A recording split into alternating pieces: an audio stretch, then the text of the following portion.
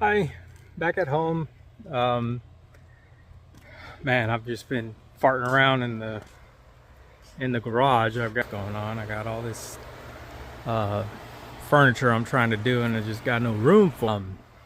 Anyways, I've got to change the oil on our cars. So I've got a 1500 Ram, 5.7.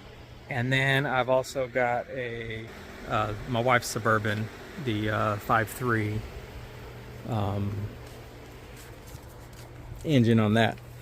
I went ahead and got the oil and the filters. So right here, driver's side door, right in the middle, is the hood release. So that'll open that up. I got the oil for this one. It's 7 quarts of 0W20. And the filter for this one is, for this brand, M1212A. The O'Reilly's I went to was out of stock for the Mopar one. So I popped the hood release, and you can see right here there's that lever. So you fold that down and then lift your hood up.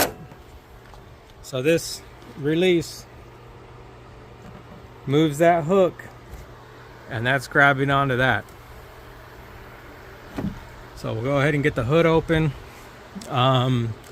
I didn't get an air filter this time because I got one last time and it wasn't really all that dirty.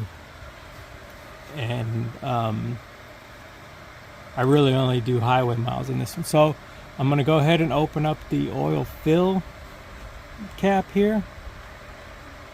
Maybe. Shoot. Okay, there we go. And you've got the yellow thing there is the dipstick. So on the fill cap it tells you what kind you need to use, and it also tells you what goes in this hole that you just took it out of. I'm gonna set this over here for now. I probably need to get more of that. I'm about half. That's your windshield washer fluid. I've been using that a lot lately. Anyways, so I went ahead and got the car on the ramps so I can get underneath it.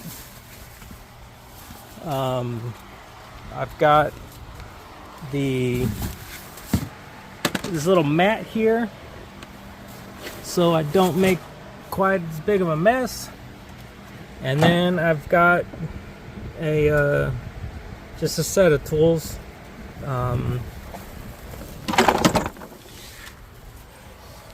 For this one, it actually is a socket, so I'll show you here in just a second. Let me adjust this. It is a socket, not just the driver. And I also have some little rubber gloves. I've got the drain pan and a funnel to fill it up. So that should be everything that you need. There may be, depending on where the oil filter is, which should be over here somewhere, there might be a little adapter to make it a little bit easier to put it on. Oh, I think it's that. That should be okay. Okay. So looking underneath, you've got your oil drain plugs right here. This is your oil pan. It's let me see if I can find a good angle at it. So this is the oil pan here. It's got like a container look. It almost looks like the bottom of a container, but you can tell it's the oil pan because it comes along here, and then you can see it come back, and it's real thin here as it comes along. Sorry about the angles here. So you see that black pan. Sorry about that. So this is the pan, and it goes real thin, and as you move along, it comes where the big reservoir. And that's where your pickup tube and everything is going to be down in here, and it's also the lowest part of the oil pan. So I've had it on ramps for most of the day. I drove around this morning and parked it for the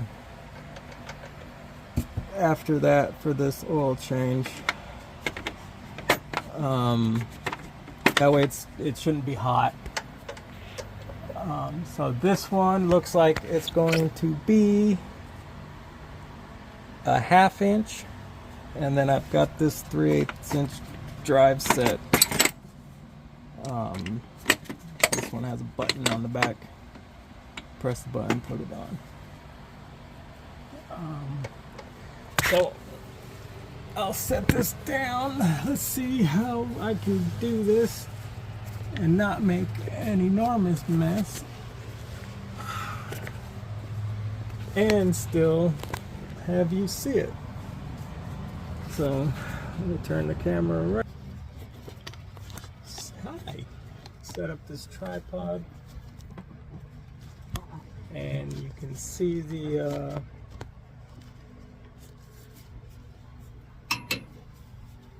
drain plugs right there. So I'm going to set this here. Now normally I would be coming in from the other side. I don't know why I came in from this side, honestly. I think just because I was at the front of the truck, so I just walked in. Normally I want to say I would also get the oil filter going too, but I'm just gonna wait on that. So I'm gonna set this down and try to catch this when it sprays out. So a lot of the times that I've done this, it's been a windy day, and that makes for an exciting oil change. For the most part, this one should be okay. It's not too windy right now. While this is draining, I'm gonna go grab some blue rag.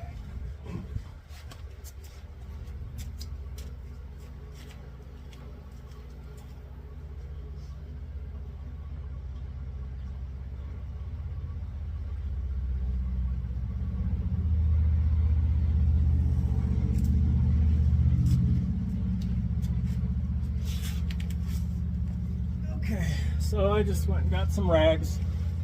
I'm gonna wipe this up as it goes. Like I mentioned, this is going to be 7 quarts. So I'm gonna check this here. Looks fairly good. The seal seems to be in decent shape. And this bar here is just in the perfect spot for the oil to hit it on the way out of the oil pan. So it's another wonderful example of engineers not taking consideration of the person who actually has to change the oil or how the thing actually works, over just the fact that it works. Because yeah, it's engineered and it works great, But I mean, this little bar could be a half-inch back or a half-inch forward towards the front of the truck, and you wouldn't be hitting it at all. Or the oil pan could be, you know, a half, 2 inches forward or whatever, and it wouldn't be coming out at all. Anyways, this needs to be just snug. You don't need to go tight on it. Mosquitoes. So you'll get to where it kind of stops, and then I'll usually do just a little bit of pressure on it. Nothing crazy. Now this one, the oil filter is up here. So we're going to reposition everything, and I'll show you where that's at. So you've got your tire is right here. The CV axle comes up, and then in between the CV axle and I think this is the steering linkage. I don't know the proper terms. But that's your oil filter, right? Where's the camera? The camera's over here. Okay. Right there. I don't know if you can see it. It's got the little Mopar symbol on it. Let me turn it around so I can show you better. So I can showing you. So the oil filter's right here, and then this is your CV axle, and then the I think your steering is right here. This should be hand tight, so I'm going to readjust this stuff so that when theoretically it shouldn't spill all that much oil, because it's just, it's just going to be straight up and down. However, in theory, the stuff don't really work all that good. Anyways, I'm going to reposition the catch pan, and yep, perfect. So it is hand tight, and we're starting to get oil coming out. Oh, and I'm missing. Okay, so this is another perfect example of the oil pan, or the everything hidden. Oh, you know what? I was reading online, and something that a lot of people do is they take a Ziploc baggie, like a gallon Ziploc bag, and you put it around the oil filter, and then you unscrew it so the bag catches everything. I totally forgot about that. So just now I was going to do that, but it slipped my mind till I was just thinking about it right now. It was a neat little trick that I was going to try out.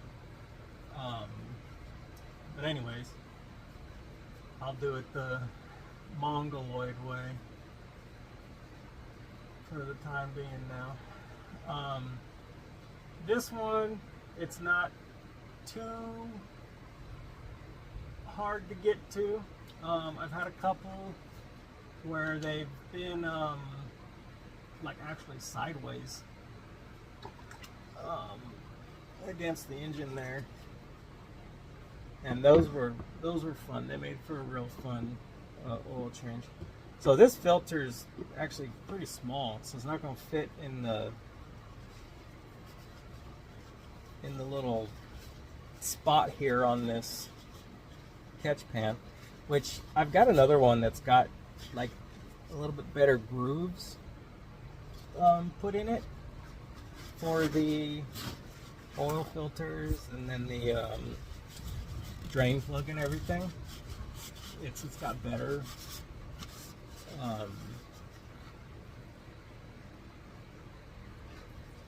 it's got better like grooves in there, but it's also got a lid, so like it tends to splash a whole lot more. So right now I'm just kind of dabbing up the oil that dripped off, trying to get it cleaned up. The last thing you want is any of this oil residue catching on anything that's going to be really hot, and then, you know, giving you a hard time in the future. You know, it shouldn't like spontaneously combust or anything, but it might catch or at least smoke if it's on the if it gets on the engine, or, you know, I mean, the exhaust isn't over here, but, you know, if you get something on something that heats up, it'll give you some trouble. So this has a little plastic on the top, so don't forget to take that off. So you take that off. A lot of people debate whether or not you pre-fill the filters or not. I've always pre-filled the filters. I mean, some people say you don't need to, some people say you have to. I've always been one to do it because that's what I was taught. But I don't think you absolutely need to. But again, I've always just done it. So you take one of the quarts, and then you take the little filter, and you're just filling it up. And, you know, you want to get it mostly full. You know, it'll you'll fill it up all the way, and then it'll soak down as it's soaking into all the filter paper that's inside of there. And you know, that's fine. It'll bubble and all that. So it's about, let's see, this is a quart, so it's maybe, yeah, it's not, it's like between a third and a quarter of a quart. But then again, there's room as it's settled and went into those pleats. But one thing that is important, and I think everybody agrees on, is you take some of the oil and you rub this seal,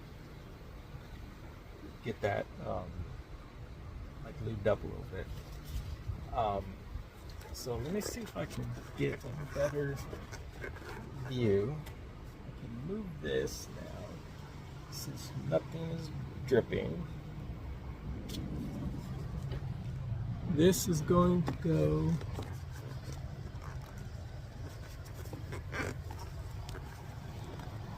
there. Did you see that right there? That right there, that's where the filter goes. So my arm's going to be in the way, but there's a threaded nipple that sticks out of there, and that's what you're aiming for. So there's a wire in the way. Oh, that splashed just a little bit.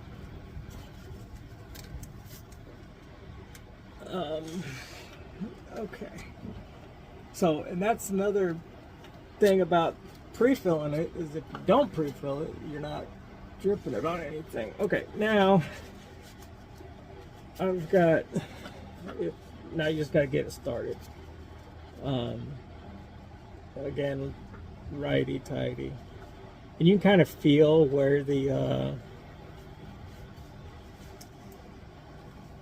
threads are, because there's a hole in your filter that needs to line up to it. I almost dropped. These gloves are making it sticky or slippery. I mean, I think I'm on. Okay, almost. So you kind of feel around, and you feel the little knob go into the hole of the filter, and then you're kind of just guessing the rest of the time. I've had a couple, like the one that was from the side, like there'd be times where I'd do it, and boom, first try, it's like, you know, goes right in, and I'm tightening it down, and then the next time I changed it, it was like I'd spent 30 minutes kneeling down by the tire, because you come in through the above the tire, and I'd just be sitting there for 30 minutes just trying to grab a thread on this. Okay, so I'm on. So what you do is, as you're threading it in, you don't just let it go, but you gently like lower it down a little bit, and you can feel it's either going to fall or not fall. And if it doesn't fall, or if it, just sits down a little bit and the threads hold it, you're on. Okay, so it's, about as snug as I can get it by hand. This one doesn't have to be crazy tight. It's just a hand tight deal. You shouldn't need an oil filter wrench to take off your oil filter when you're doing this. So I'm gonna go ahead and get out of here and on my way out. Oh, and another thing you can do is you can take like a paint pen or something and mark the date or the mileage that you put the filter on. That way you can know when it was done and when you need to do it again. I'm not doing that because I just do it whenever the computer tells me. I'm not really keeping track of the miles. I'm not, it's good to, don't get me wrong, I'm not like doing it right, or like the preferred way, or the way people say to do it. But these things, they've got their onboard computer, and it tells you your oil life percentage, and it's based off of either mileage or time. And I just go whenever it says it's due or close to being due, that's when I do it. I don't keep track of it any other way. I don't share the vehicle, and if I do, it's with my wife and she doesn't change it. I don't think she knows how. I don't even remember off the top of my head. But there's a little, oh, actually, I think for this one, it's nothing fancy. You just tell it on the computer that you're you're resetting the life. Some of the other cars or older vehicles where they don't have quite as good of a computer on them, you do a little code that it has, and the code is like, open the door, turn the ignition to on, press the brake 3 times, turn the ignition off, close the door, turn the ignition on. Like it's just a chain of actions that you do inside the actual car, and that's what resets your oil life counter. This one, I think, is just, you just do it on the screen, and I'll have you in there when we do that. I want to say I'm right around 35,000 miles on this. This is my first oil change on this vehicle that I'm doing, because the dealership was doing the other ones that came with the purchase. I got it in like November of 23, and it gives you like 2 years worth or something like that. So I want to say it's like 3 or 4 oil changes or something. But again, I do it just whenever the computer tells me.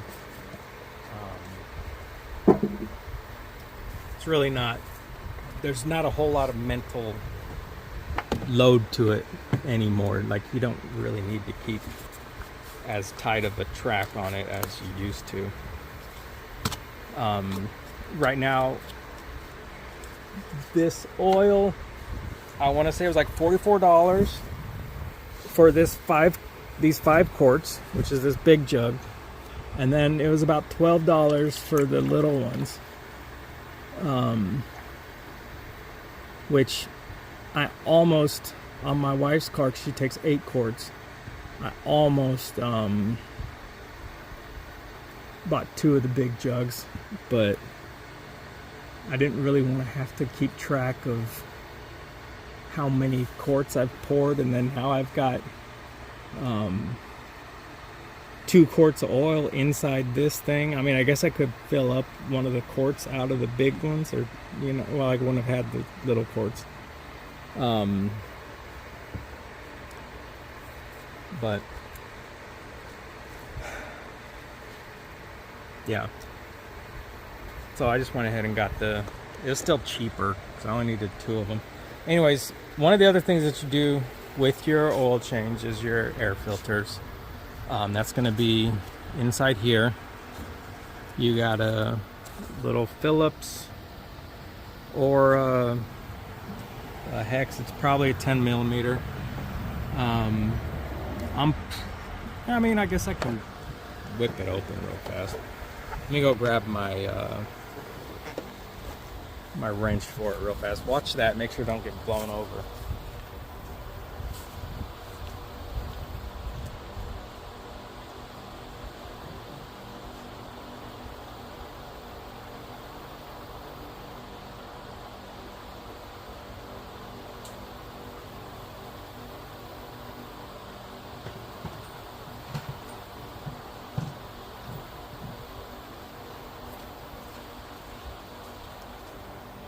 Okay, so we got our toolkit adapter thing. That's a different set, but I got that out. Great. I really hope that wasn't the one I needed. Probably was, though.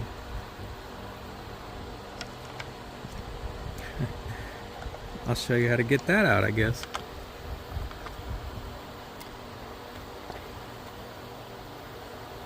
It's 11. You know, what's funny is that's the 10 millimeter that just fell down right there. That's the joke about the 10 millimeters, is they always want to run away and disappear.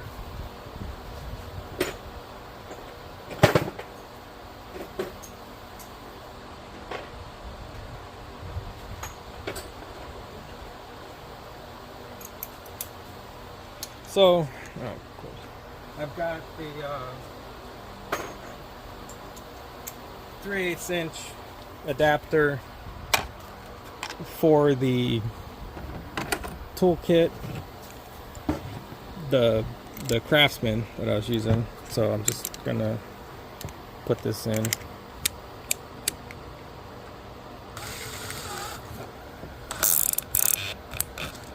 I'm gonna go ahead and lower this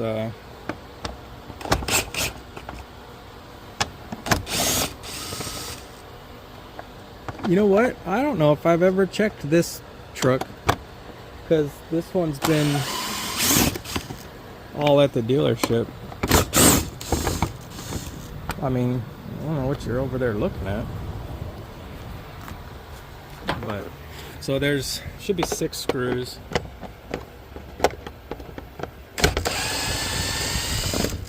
And I believe, if I'm not mistaken, you don't need to take them out all the way. Like they'll sit inside the plastic housing here.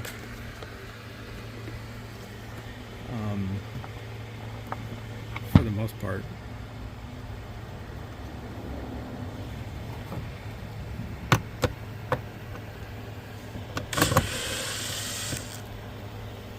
But you can if you want. I've done it before. But like they'll get tight and then come off. So this is, whoever did it last time, this is what it looked like, or when they changed it. So I shouldn't have to change it this time. It doesn't look that bad. But sometimes you'll see these like sucked into the little housing box and everything, and you'll want to change it for that. See, this isn't that dirty. They make some where you can wash them out and clean them up, put them back in. They're about 15 bucks, I want to say. The oil filter was for that brand, the Mobile one was like, I think it was like 12 or 13.99 or something like that. It was under 15 bucks. They do have like, I went to O'Reilly's, so their micro guard option is around like as low as $5.99 is, I think, what I saw.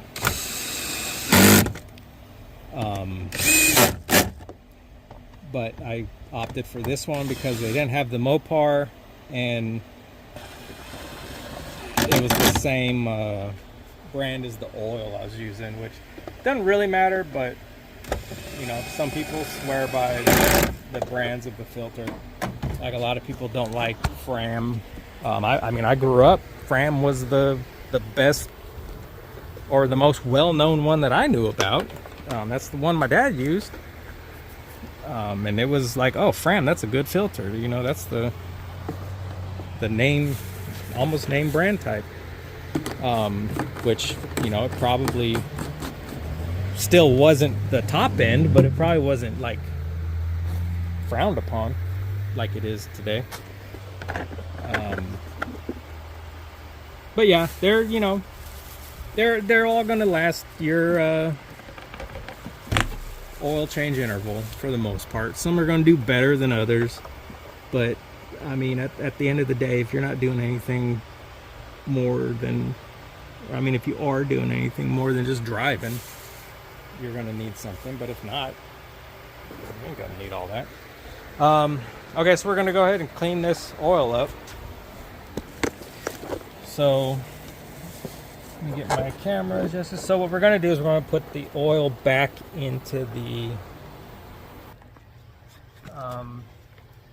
oil jug, and you know, this is where the messes happen and the spills happen and everything. A lot of times, at least for me, the mess happens when this thing catches air, seals that funnel, and then it bloop, bloop, bloop, comes back. So what I started doing is I'll take like one of these little rags or something, and I'll just, you know, I'll roll it up, and I'll take that rag and I'll just shove it in between the funnel. And it doesn't have to be a whole lot, it just has to be enough for there to be an air gap, so you're letting the air come through, and that's going to stop it from like having back pressure, and then it creates an air bubble that comes out, because, you know, it's displacing the air as you pour it in. This one isn't my favorite oil pan, but it was the one I could get to easiest. The other one I have has a little spout, and it's got the lid on it and everything, but I don't think it holds as much, but it don't matter. So I'm pretty sure I'm spilling. It's not as bad as I thought. So one of the things you want to make sure you're paying attention to is how much oil you got in there, because it's hard to see while you're pouring, and how much oil you have. So I'm hoping that I can see in the camera how full it is. I think I see it. So a lot of times you'll find that you might put 7 quarts out, but you might only get 5 quarts back.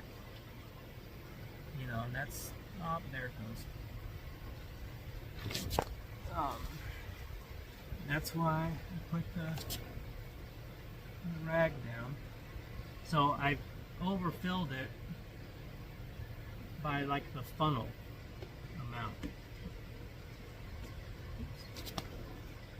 So you can see it's spilling out like that. So I had it like almost perfect, and then the amount of room. I filled the funnel up too much that last time, and that's what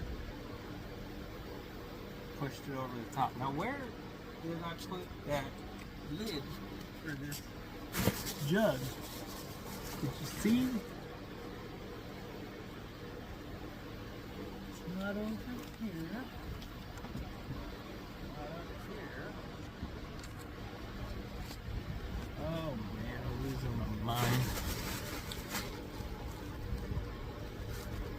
Okay, well, I got these rags, and I'm gonna go ahead and where the heck is that lid? I every time I do something, almost it seems that I misplace something or I can't find something. It's insane. I don't understand it. Like it'll be the same with like working in the tool or in the garage. Like I'll be working along and I can't find something, and everything comes to a halt. But I just had no idea where that went. But anyways, so you'll see this time I'm probably only going to get 6 quarts out, which, you know, I probably should pay a little bit more attention and check my oil more often. But as long as there's no leaks on the floor and the computer's telling me that it's fine, you know, it's probably going to be okay for the life of the oil. Oh, there it is. So I knew I didn't lose it. This oil can be taken to the store I bought it from. I double checked that before I left.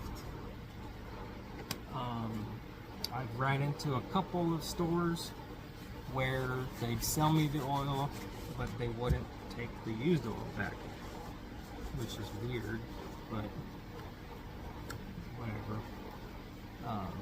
Mosquitoes are starting to come out bad today, dude. It's been most of the afternoon, they haven't been out.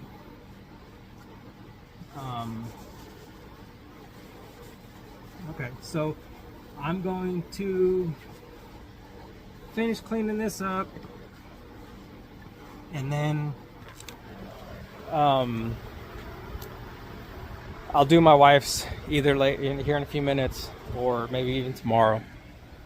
A couple other projects that I'm going to be working on. I've got this spigot that sprays water everywhere when it turns on. I've got the hot water line for the washing machine. That valve doesn't, or it leaks when it's closed, and there's a cap on it so it doesn't leak, but it leaks while it's closed. So I'm going to replace that. And then I also found out like 2 days ago, apparently the kids, and I mean, this wasn't a bad thing, but they were farting around in their room, and I guess they bumped their windowsill, and like chunks of it start coming out. So we found out that there's termites in a couple spots in the house, which when we moved in, we had the inspection done and everything. So the guy came out yesterday and did his treatment again. So hopefully it sorts itself out. But we'll know in a few days. And then of course I'll address whatever issues or repairs we have to do with that. But we'll close this up, and all you do is you get to a certain spot and it kind of just falls. But there you go. That's a full oil change with a lot of extra stuff, chit-chatting and moving the camera around. and it's been 40 minutes right now. So you could probably do it easily in 30. Anyways, I appreciate your time. I'll be doing the other oil change here in a little bit, and I'll see you on the next one. Thank you. All right, I did forget. I was so excited to get the bug spray on. So you use these buttons over here.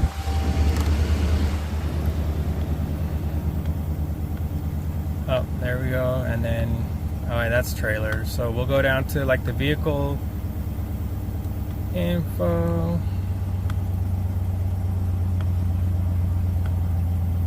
So oil life, and you hold the OK button.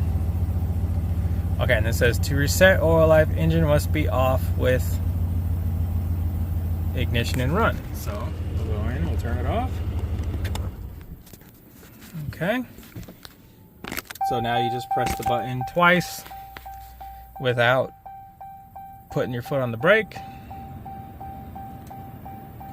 Okay, and apparently we don't want to see what's going on here. Oil change required. Okay, there we go. So oil life, hold to reset. Oil life 100%.